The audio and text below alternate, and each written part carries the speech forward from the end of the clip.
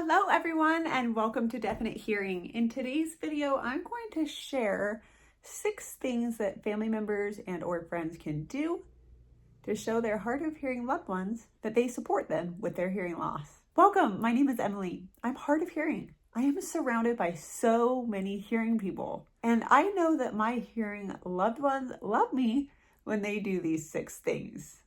And these things aren't necessarily done all at once, but when they are done, I really appreciate those who do these things. Now, I'm pretty sure you're gonna like this video, so don't hesitate to hit that like button and subscribe to my channel. I look forward to sharing more great hearing loss related content for you. Okay, item number 1 for hearing family members to support their hard of hearing loved one is to be aware of what your hard of hearing loved one can or cannot hear. This looks like asking them about their hearing loss, asking them about the type of hearing loss, the severity, and their history. I would say an easy way to do this is when they bring up their hearing loss, you can say, "Tell me about that," and just let them talk and listen. It's okay to ask them what they can or cannot hear. This will hopefully help you understand their hearing loss and make it easier for you to adjust to support them in the future. For example, I was at the park the other day and a friend asked, "Can you hear that?" And I said, "No." And she said, "It's this really annoying high-pitched squeak." And my hearing friends determined that it was coming from a nearby windmill. I could not hear it until we were right under it, but I quickly realized that's a really annoying sound. But by having my hearing friend ask me, "Can you hear that?" she included me in the conversation. She could have easily have said, "Wow, that sounds so annoying." And I would be like confused and maybe ask her about it. But by her taking the time to understand what I can or can't hear, she was able to include me in the conversation. And I really appreciated that. Item number 2, as a supportive hearing friend or loved one, is you can improve listening environments. Whether you're inside or outside, pay attention to the noise going on. Try to move to a quieter spot. As you initiate this for your friend, that will help your conversation be easier to understand and hopefully help you all have a good time connecting. Item number 3 is to get your hard of hearing loved one's attention before speaking. What this looks like is, say you want to speak.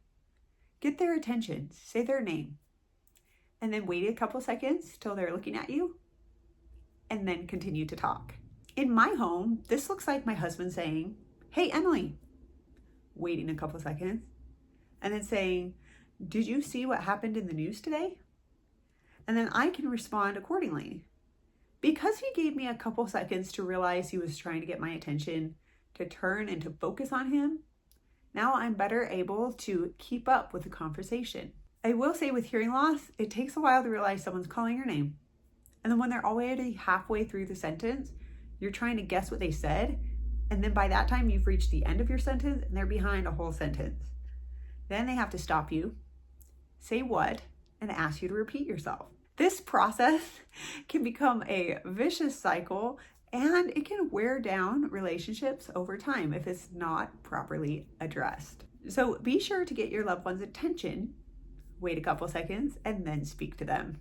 Item number 4 is to sit on your loved one's good side.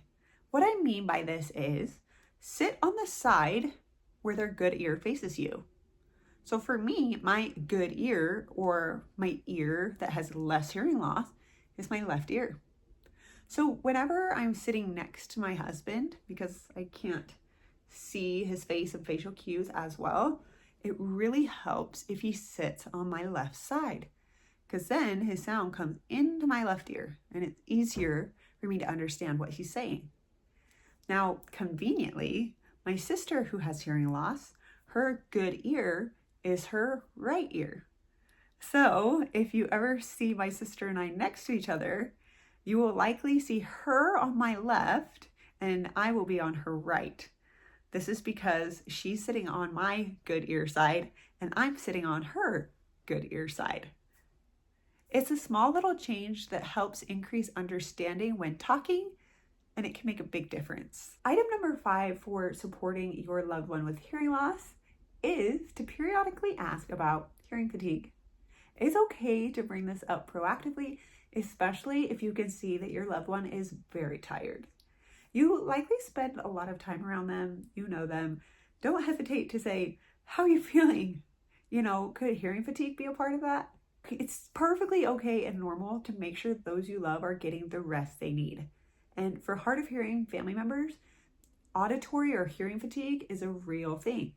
Encourage them to get the rest they need, especially if you see and feel they need it. This is a unique form of love, the form of love to encourage those that you care about to take care of themselves. Last but not least, item number 6 of supporting your hard of hearing a loved one, family member, or friend is just love them.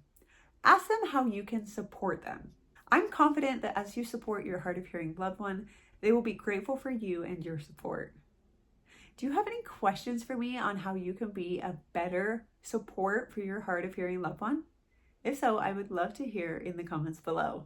I do my best to respond to as many comments as possible. If you haven't already, please like this video and subscribe to my channel. I look forward to making more hearing loss related content for you. Thanks for tuning in at Definite Hearing. Stay strong, stay amazing, and have a great day. Bye.